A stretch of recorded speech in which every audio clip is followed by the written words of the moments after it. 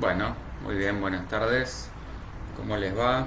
Bienvenidos a todos y todas a una nueva transmisión de La Llave Psi, este espacio de todos los lunes a las 19 horas en vivo.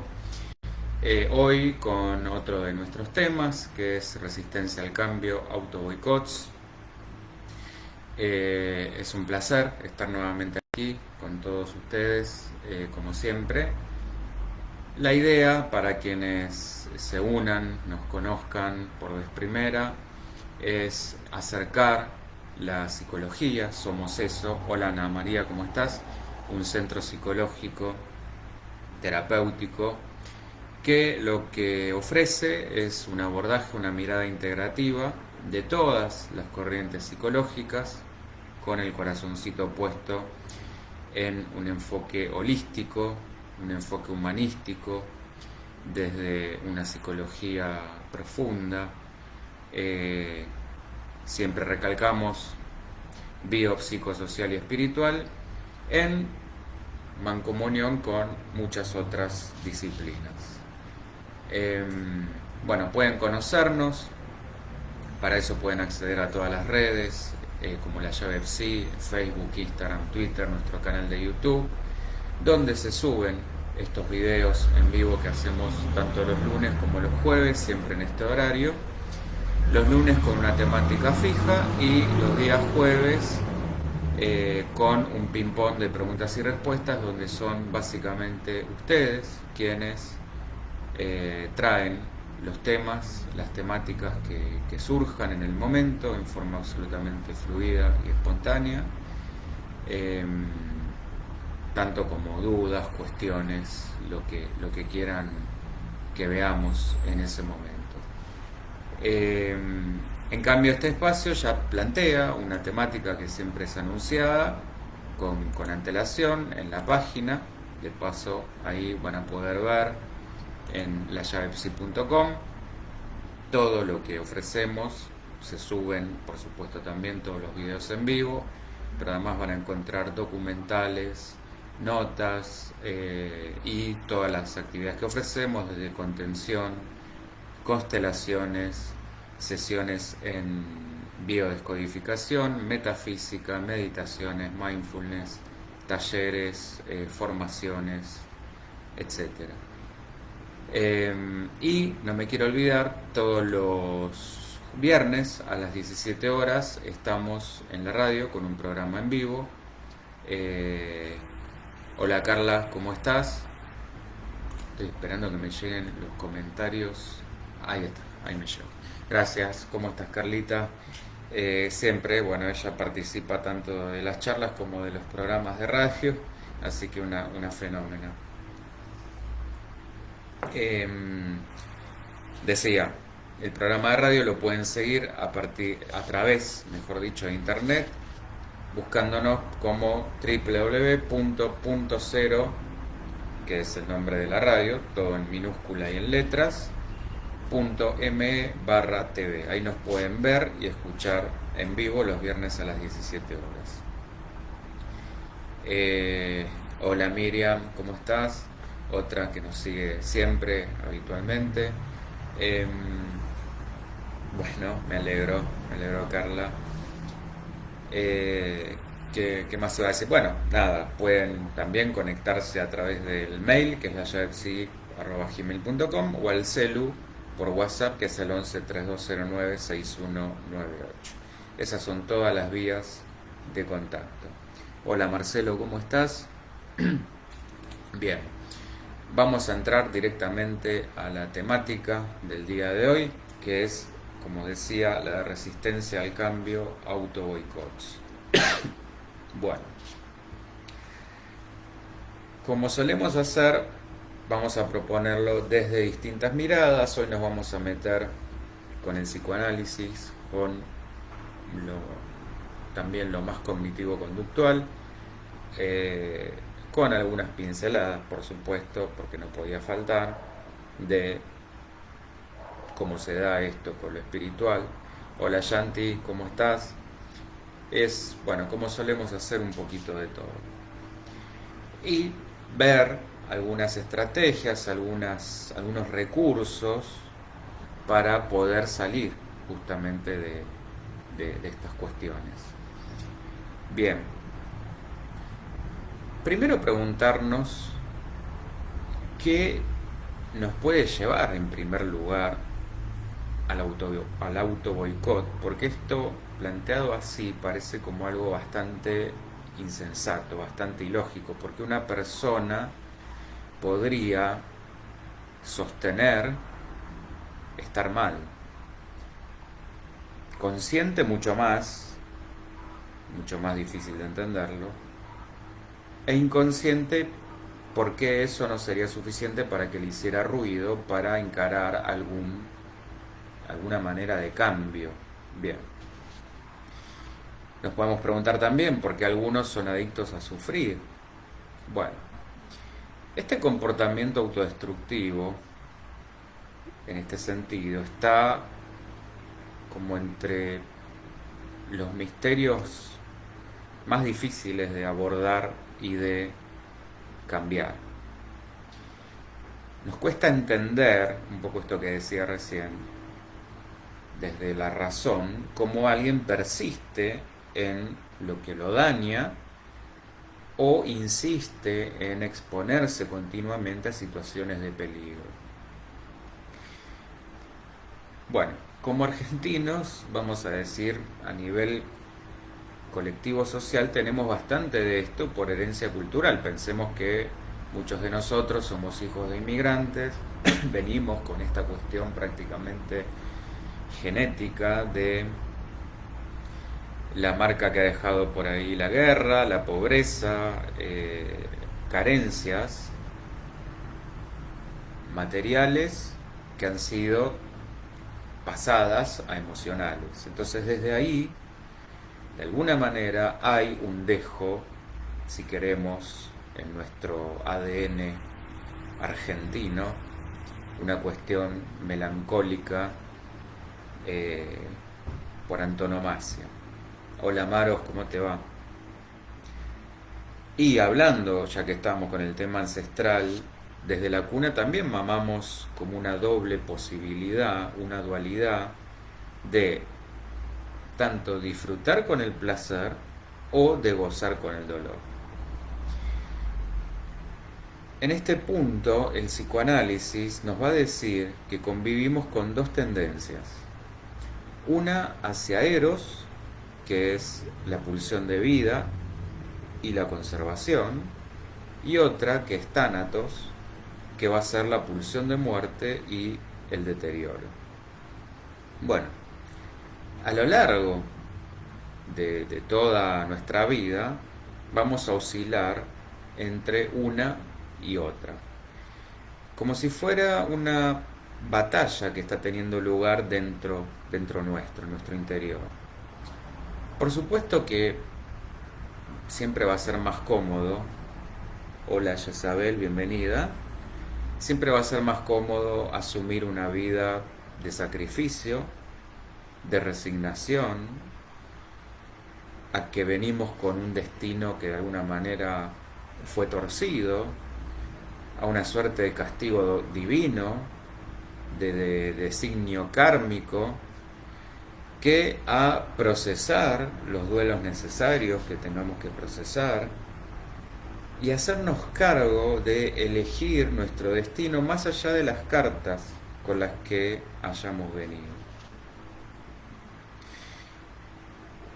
La fuerza, entre comillas, negativa de Thanatos se va a nutrir de los mandatos culturales y familiares desde nuestra más primera infancia, y si decidimos seguirlos, vamos a ir matando y anulando el deseo. Esto nos sirve para entender cómo alguien desde algún lugar puede permitir ser humillado o no poder salir de una dependencia o de un vínculo enfermizo, que de esto abunda. Muchos otros se van a autolimitar, a rebajar, se van a excusar permanentemente como si vivieran en deuda con el mundo, van a obedecer, pensando que así van a lograr obtener algún tipo de reconocimiento o de aprobación. Gracias, Maros, muy interesante, me dice. Bueno, en el fondo vamos, como ven, remitiendo a cuestiones que ya venimos hablando en distintas charlas, que en el fondo la búsqueda vuelve a ser de amor, de aceptación. Y están, por supuesto, también quienes han comprado el mandato de que acá se vino a sufrir.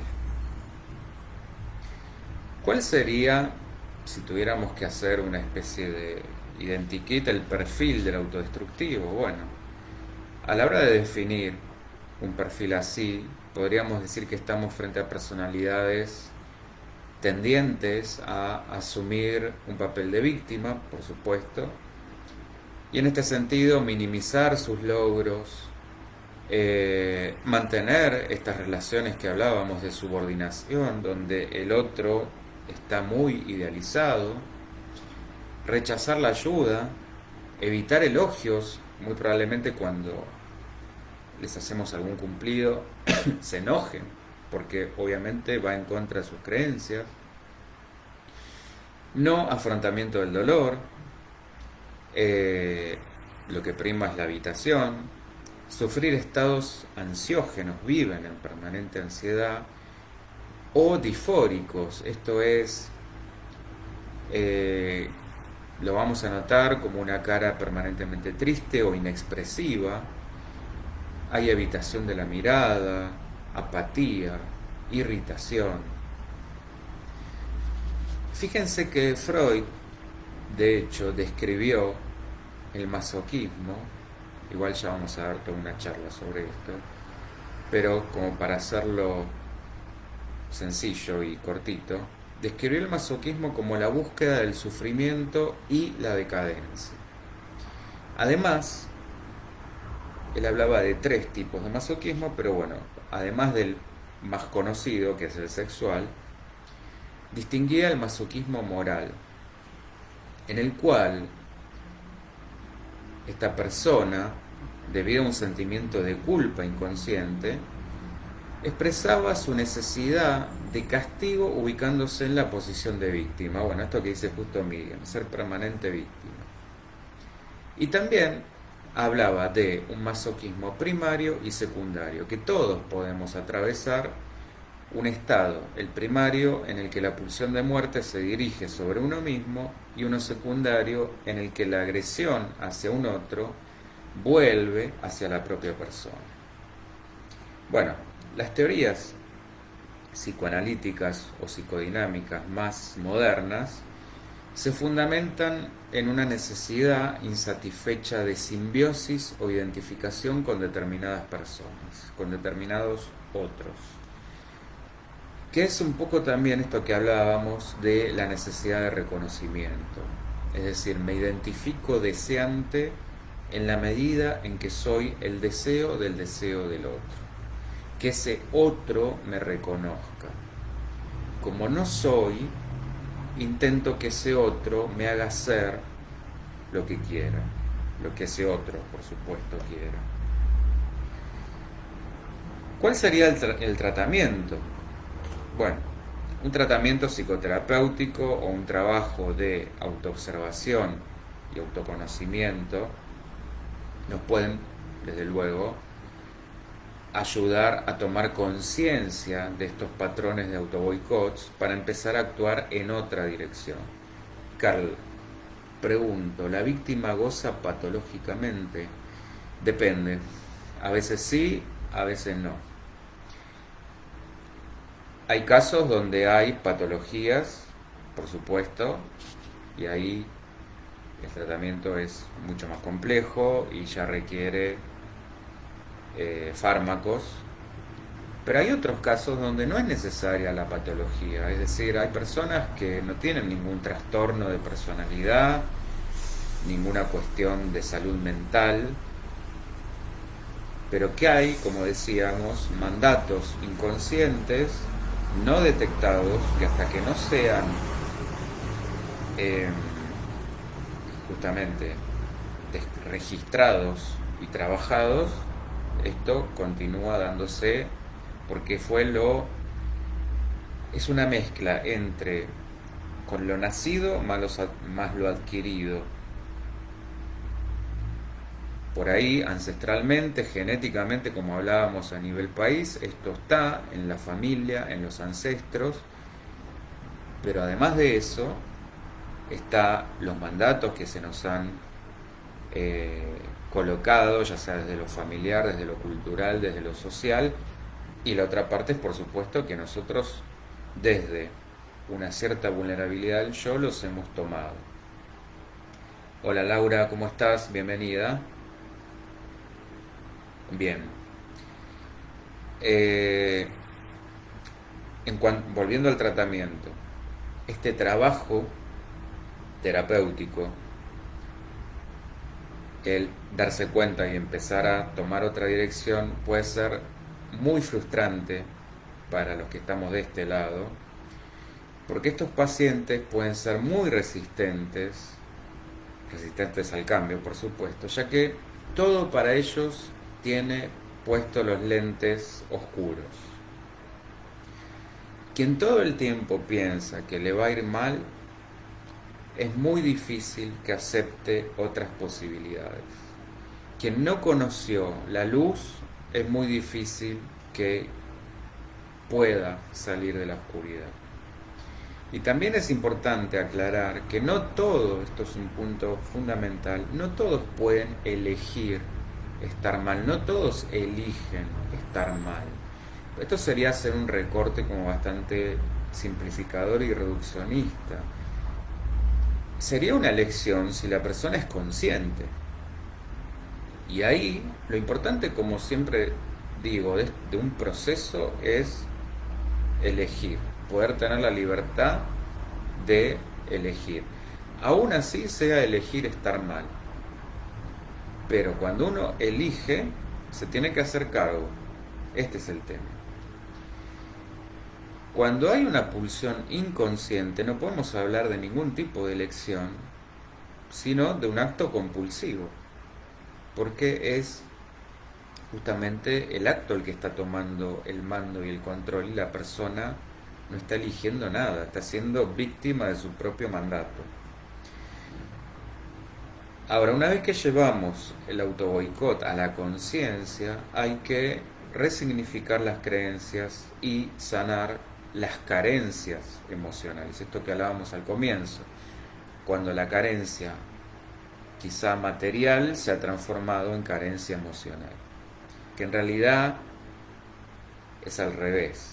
Uno empieza por una carencia emocional y después esto se lleva a lo material.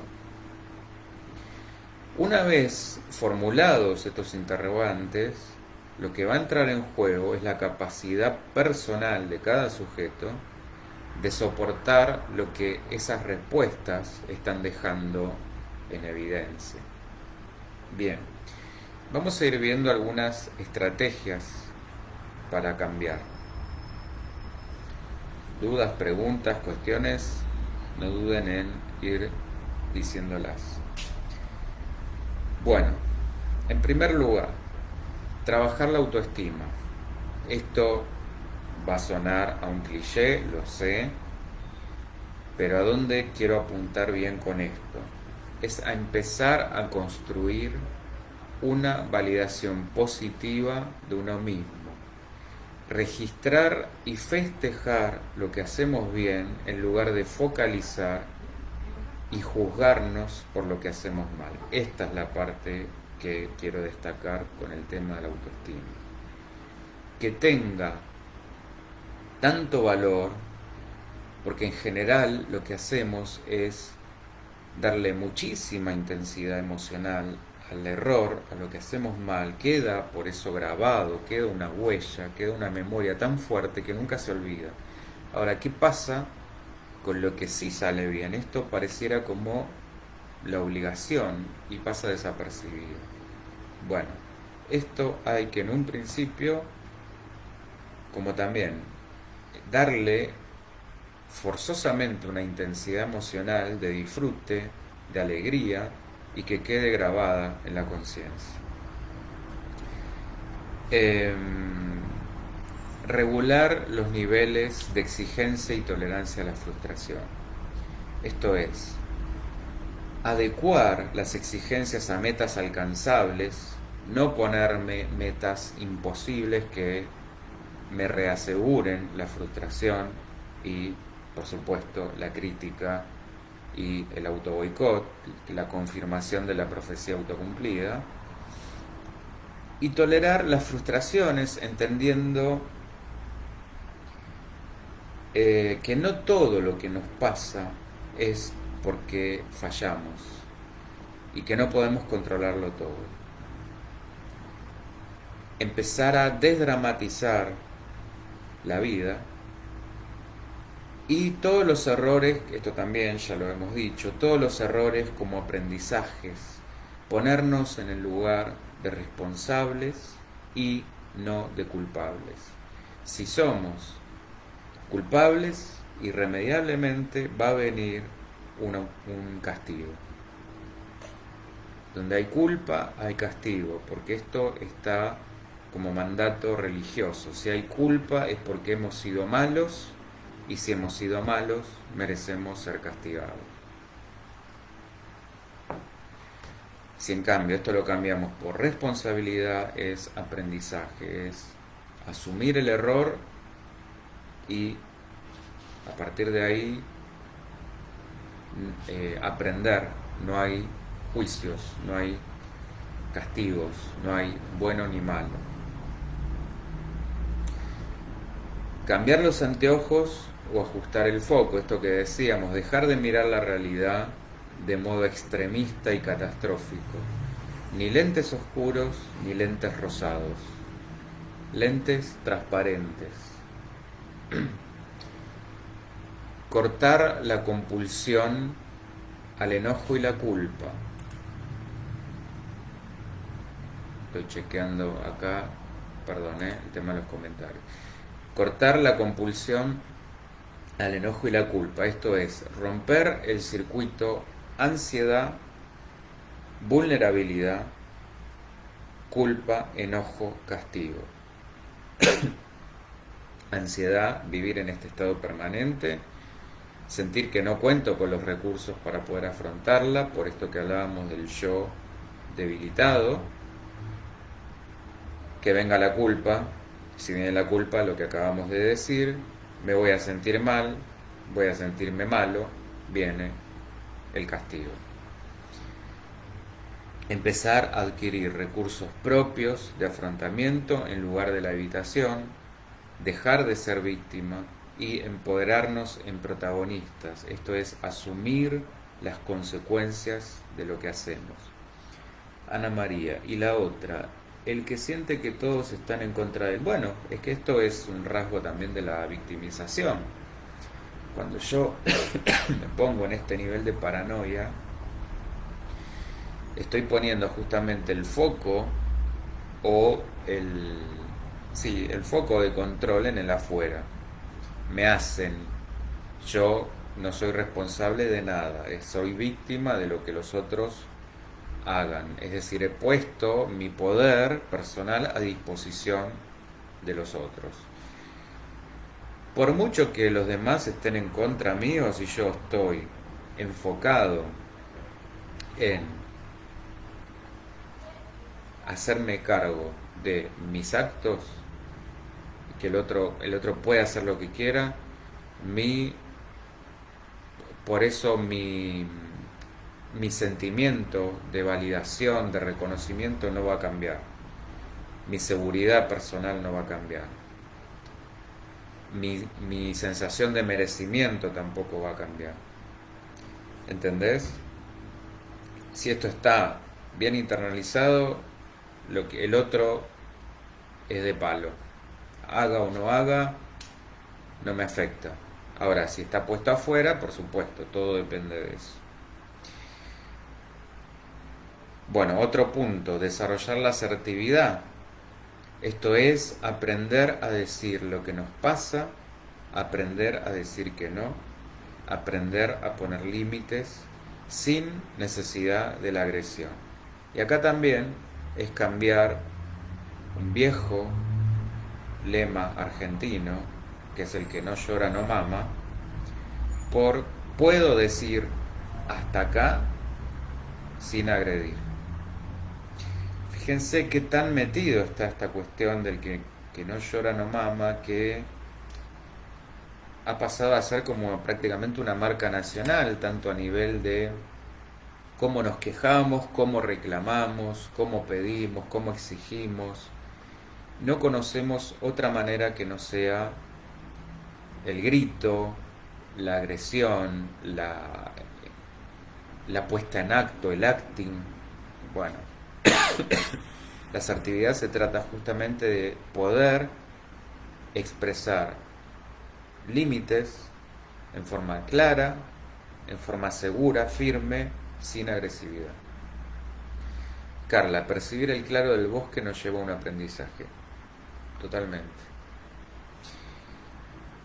Y muy relacionado con este punto, mejorar la comunicación. ¿A qué voy con esto? Que además de la violencia verbal, lo que tenemos que hacer es borrar los juicios, los calificativos, dejar de decir sos esto, sos aquello, dejar de decirnos soy esto, soy aquello, porque eso es bien desde el mandato, desde el patrón mental. Y otro tipo de fundamentalismos, como siempre, nunca, todo, nada. Esto habría que desterrarlo del lenguaje. ¿Por qué? Porque este tipo de expresiones solamente obstruyen,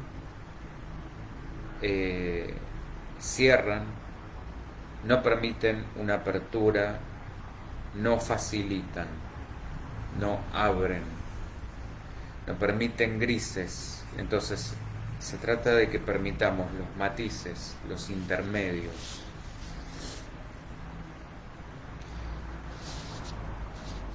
Otra cuestión es que empecemos a identificar este autosaboteador interno. ¿Cómo lograr esto? Bueno, para poder reconocerlo, Carla, nunca digas nunca, sí, tal cual. Para poder reconocerlo es empezar a escucharlo y prestar atención a lo que nos dice. Nos vamos a dar cuenta que suele ser derrotista o tener un pensamiento muy negativo. Pero también, esta es la parte como más sencillita, también puede ser un perezoso que lo que hace es procrastinar y poner excusas permanentemente para no hacer, para no cambiar. En este sentido puede ser el como que, no, bueno, mañana, ahora no tengo ganas, en otro momento. Volviendo un poco al principio, porque lo veíamos desde la perspectiva psicoanalítica, además de esta cuestión tanática, hola Dani, también podemos pensar más desde lo cognitivo en un desequilibrio a nivel cognitivo que nos ha quedado como patrón inconsciente por experiencias traumáticas donde sentimos que nuestra valía quedó de alguna manera reducida, disminuida. Hemos, como decía antes, comprado, tomado, de alguna manera ese argumento, ya sea propio o externo, de que no podemos, no valemos, no servimos o no merecemos lo bueno. ¿Cuáles serían en este punto los estilos de autosabotaje? Bueno, podemos reconocer como dos muy marcados y diferentes.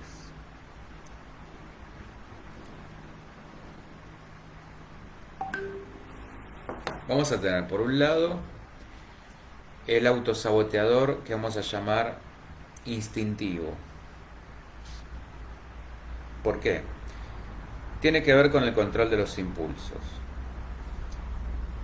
Las personas con una personalidad más impulsiva suelen ser las que tienen más problemas con este tipo de, o con este estilo de sabotaje. Fíjense que hay estudios dentro del campo de la psicología de la personalidad y la neuropsicología en el que se han observado como punto en común bajos niveles de un neurotransmisor que se llama GABA en las personas con esta tendencia a hacer las cosas sin pensar. No, gracias a vos, Ana María. Bueno, esto suele estar en la base, esto que vos decías, Carla, acá sí, suele estar en la base de trastornos relacionados con el control de los impulsos, como casos de adicciones, agresividad, trastornos obsesivos compulsivos, etc. En este punto sí sería una cuestión más patológica, donde sería necesario medicación, fármacos, para equilibrar esta cuestión química de neurotransmisores, porque de lo contrario, esta persona, por más que manifieste o intente desde lo conductual hacer otra cosa, bueno, hay una cuestión química ahí que está desequilibrada. Bueno, este tipo de autosaboteador se va a guiar por instintos primitivos, buscando satisfacción a corto plazo y de alguna manera pasando por alto la parte más racional. Si tomamos como referencia para explicar esto el modelo triádico de nuestro sistema nervioso, este autosaboteador estaría guiado por el sistema límbico, que es justamente el que maneja la parte impulsiva, el que nos va a llevar a tomar decisiones sin pensar y cortoplacistas. Por otro lado está la parte racional, que es o está ubicada en la corteza prefrontal, que es la que gestiona los pensamientos lógicos, la que resuelve problemas, analiza lo que es mejor para nosotros, memoriza y es la que ejecuta todas esas capacidades que nos distinguen como un animal racional y pensante. Bueno, por supuesto, para un funcionamiento ideal está esta parte racional, la prefrontal, que es la que va a guiar y controlar a la parte impulsiva, que es la límbica, estando en un buen, vamos a decir, sí, digamos, si pretendemos un sano equilibrio, lo que llamaríamos, en otras palabras, tener autocontrol. Ahora, cuando rechazamos cosas que nos hacen bien o recaemos en aquellas que nos hacen mal, es justamente a raíz de este saboteador que busca satisfacción inmediata. Acuérdense de la canción, no sé lo que quiero, pero lo quiero ya. Y después nos vamos a enojar por no tener constancia, por no poder cambiar, etcétera, etcétera. Bueno, porque este autosaboteador es el que va a tener que ver con la fuerza de voluntad, con los hábitos y con la autodisciplina. ¿Qué cosas podemos hacer? Además, por supuesto, lo que decíamos de recurrir en combinación con los fármacos, ¿qué cosas podemos hacer como estrategias? ¿Qué habilidades podemos incorporar para no dejar que esta impulsividad tome el mando? Bueno, entrenar y fortalecer habilidades como crear hábitos de orden, de autodisciplina, trabajar la paciencia, la autoconciencia a través de la meditación y el mindfulness, desarrollar la inteligencia emocional, esto es aprender a reconocer nuestras emociones y las de los demás para poder gestionarlas de una mejor manera. Miriam, ¿por qué nos autosaboteamos? Bueno, justamente esto que acabamos de decir.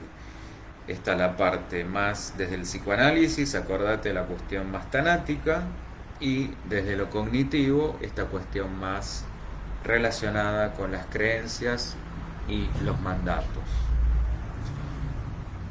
Y desde la cuestión más neuropsicológica, esto que estábamos diciendo de los neurotransmisores GABA. Bien.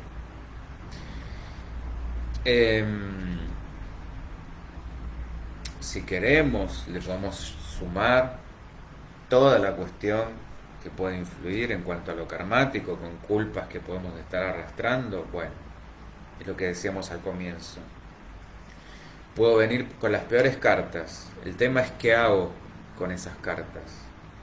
Y no quedarme en una posición resignada de como si fuera una casta de la India donde esto es lo que tocó, entonces hay que resignarse y encomendarme a una próxima vida. El autosabotaje limitante, esta es la otra, el otro estilo. Bueno, este es más complejo porque además de lo biológico va a haber una parte cognitiva y emocional por detrás. Y acá la palabra clave o lo que está de fondo es el miedo. Mucho miedo. Miedo al cambio, miedo al fracaso, miedo al éxito, miedo. Miedo al miedo. Este tipo de saboteador se va a guiar por pensamientos negativos y creencias limitantes.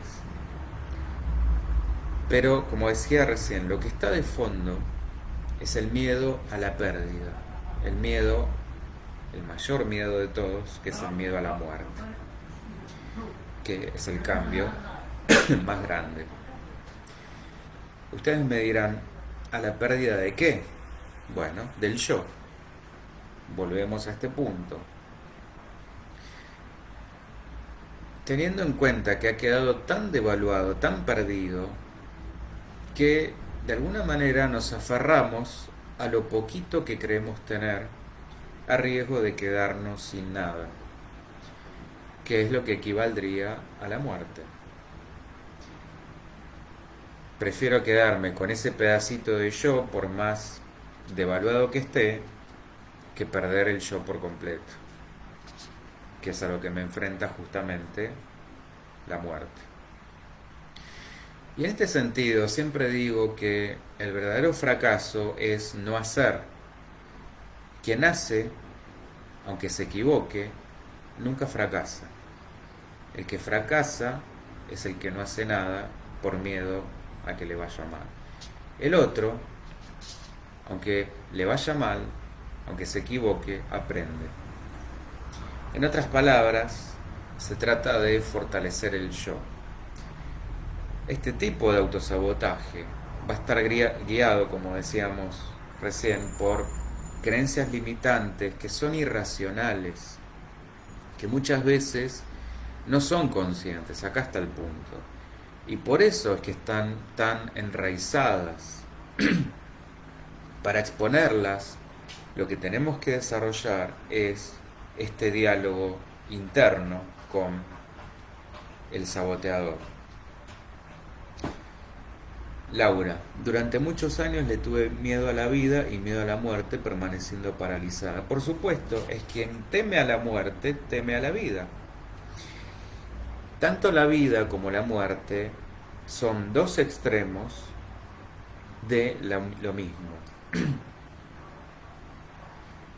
La muerte es parte de la vida y la vida es parte de la muerte. Tendríamos que naturalizar la muerte como un fenómeno,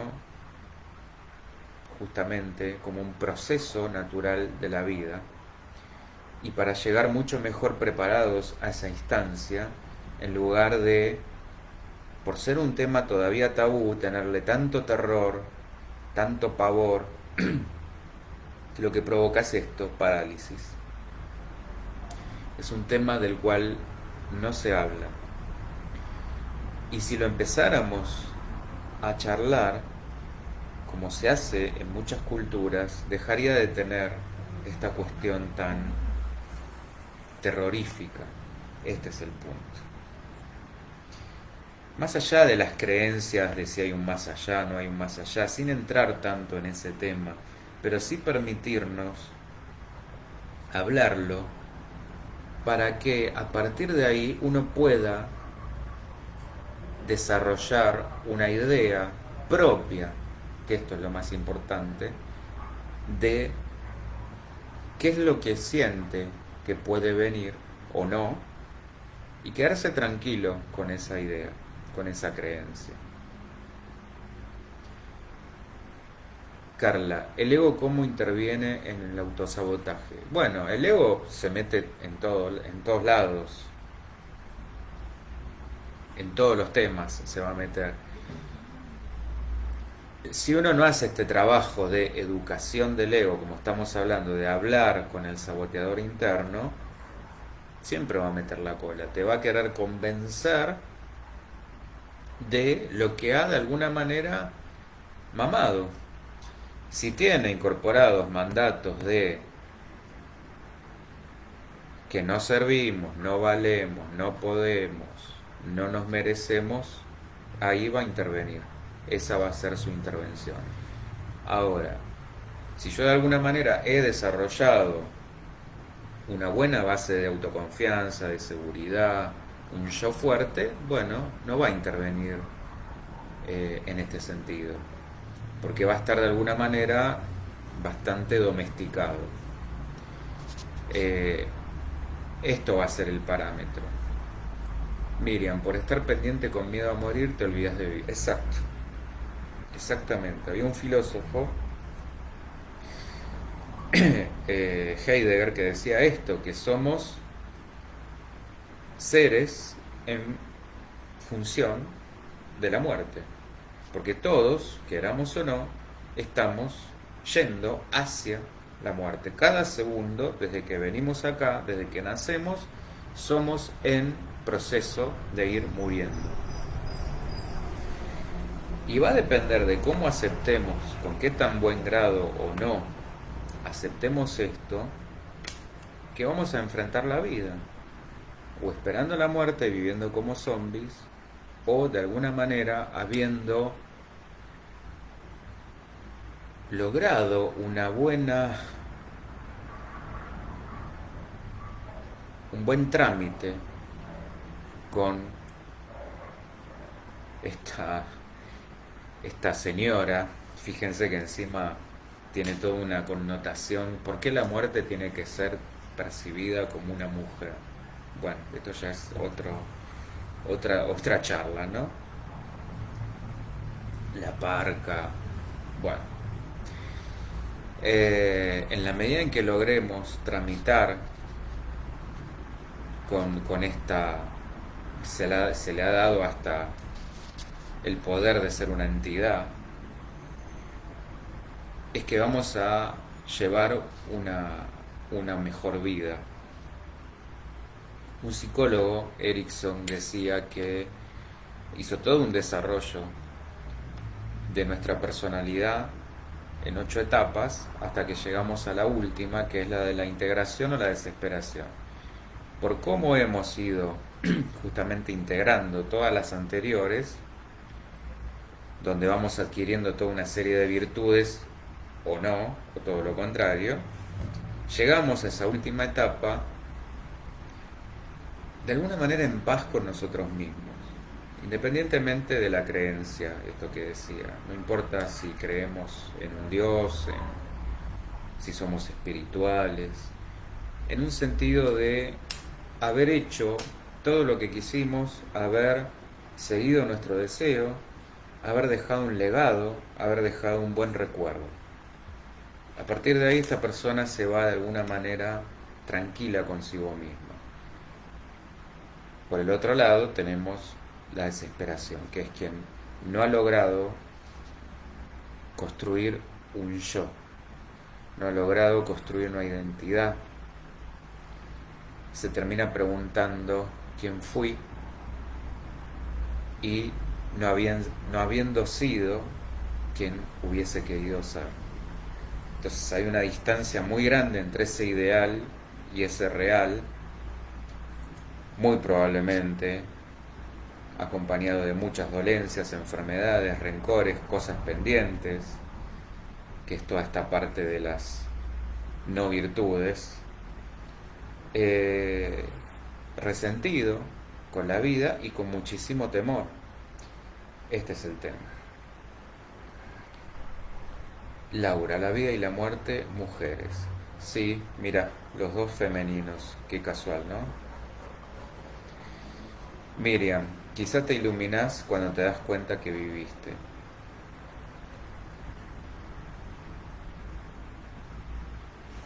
Bueno, acá lo interesante, Miriam, es a partir de que uno se empieza a iluminar estas cuestiones oscuras, no oscuras por malas, sino oscuras por ocultas, empezamos a vivir, porque empezamos a despertar, empezamos a salir del sueño, del letargo, y causalmente ahí se abre el camino también a la espiritualidad. Bien.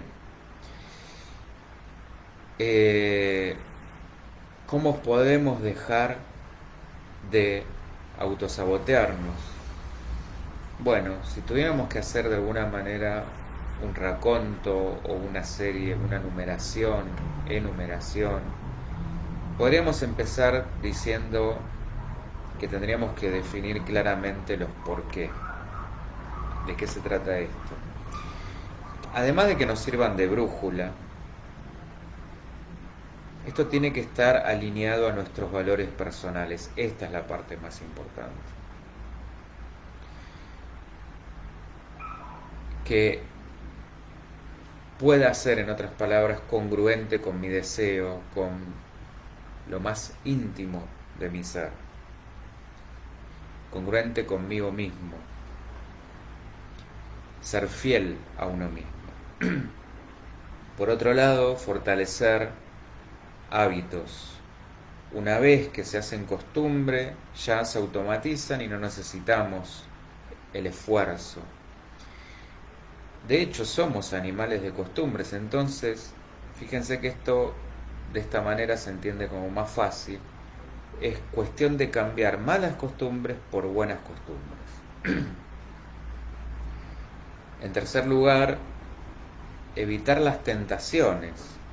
Esto sería eliminar los distractores o los estímulos que nos pueden hacer mal o que nos pueden alejar de nuestros objetivos y estimular a aquellos que nos hacen bien o que nos acercan a esos objetivos. Trabajar el diálogo interno, esto que hablábamos, hablar con ese saboteador, pero no solo esto, empezar a hablarnos a nosotros como lo haríamos con nuestro mejor amigo o como nos gustaría que nos hablara. Empezar a hacer con nosotros mismos aquello que pretendemos de un otro.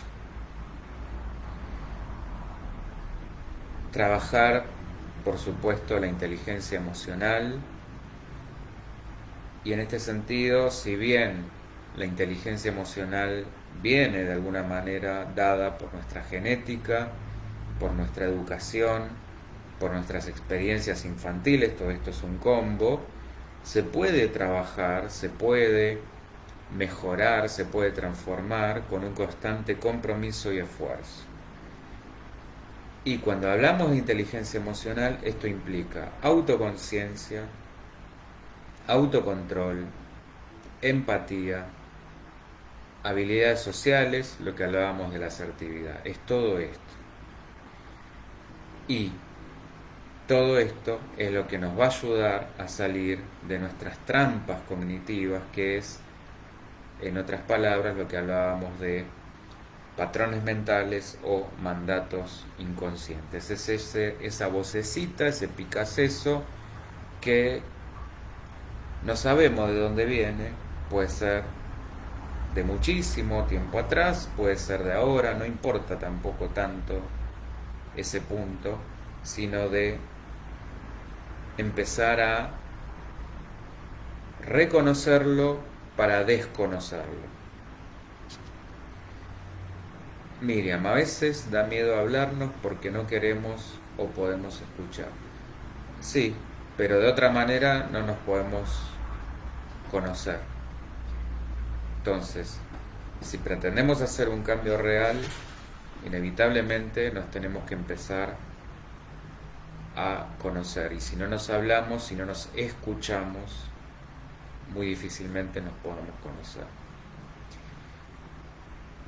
Como frutillita yo les quería dejar un lema de vida que sería como pensar cada día en hacer algo que nos acerque al lugar en el que queremos estar el día de mañana.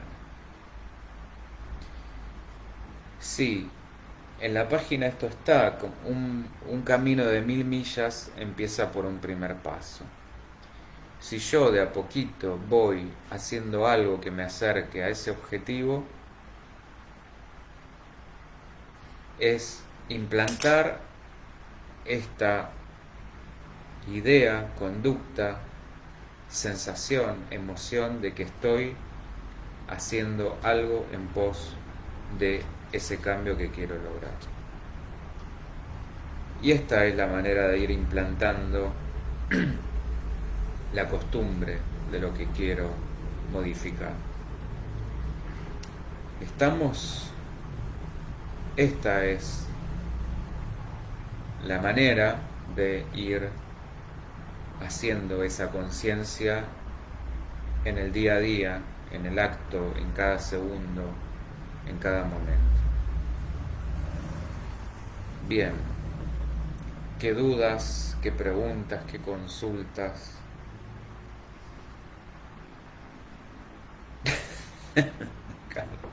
El gato negro que apareció en tu ventana, sí, es una gata, es un personaje, no sabía que sí, tiene la costumbre de ir ahí y chusmear.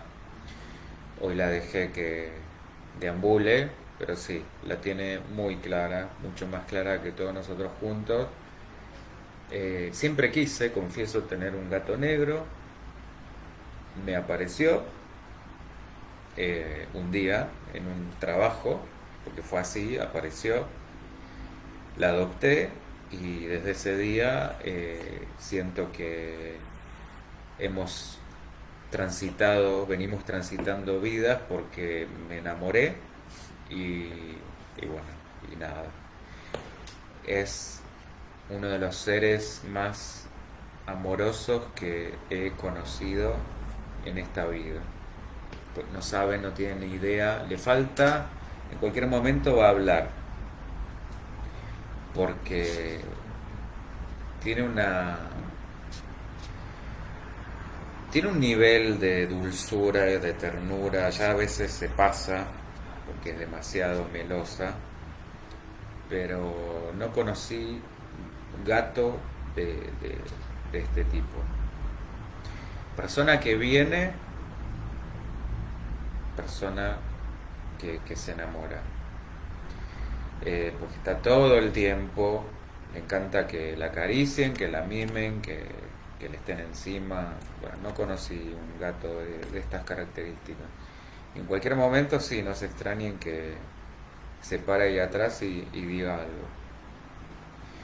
Bueno, bien. Y los gatos tienen todo un tema, son animales fabulosos. Tienen una conexión también con lo espiritual que ni hablar. Bueno, y ahora está yendo, viniendo, y se sube ahí, se va, vuelve. Bueno, raro igual que a veces también se sube acá y empieza a hinchar, pero bueno, nada. Muy bien. Muchísimas gracias. Yanti, ella quería tener una... Sí, sí, no, evidentemente nos necesitábamos.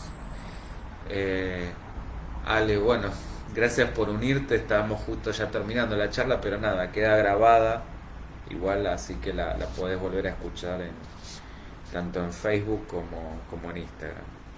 Carla, me encantan, yo tengo dos. Bueno, también tengo dos, tengo otra que ya está viejita, que es una blanca, pero es todo lo opuesto a esta. Cada una tiene su característica. La otra es la arisca total, pero bueno, también tuvo una historia de vida bastante difícil. Esta también, porque evidentemente se ve que la habrán abandonado de cachorrita, era muy chiquita cuando yo la adopté, pero desde ese lugar supongo que tenía esta necesidad de tanto amor que le dieran, porque evidentemente me tomó como madre, porque tiene una costumbre que no se la quita de mamar las orejas, como si fuera una teta. Y sigue, ya debe tener, a ver, 2017, sí, ya debe tener 4 o 5 añitos y no se la quita. Pero bueno, nada, a mí me ayudó muchísimo en esa etapa de mi vida y, y espero yo haberle ayudado a ella, como que nos ayudamos mutuamente. Eh, y debiéramos aprender a vivir más como viven los animales. No, gracias a ustedes, Carla, gracias por las preguntas, por la participación. Y bueno, nos estamos viendo nuevamente el jueves para el ping-pong de todos los jueves. El viernes vamos a seguir en la radio con una parte más de fetichismo. Y será el lunes que viene con otra de las charlas, como siempre a las 19 horas.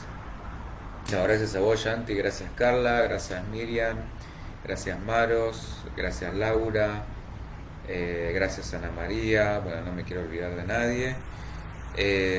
Gracias como siempre por estar, participar, por confiar y nos volvemos a encontrar el día jueves en este mismo espacio. Muchísimas gracias, nos estamos viendo. Chau, chau.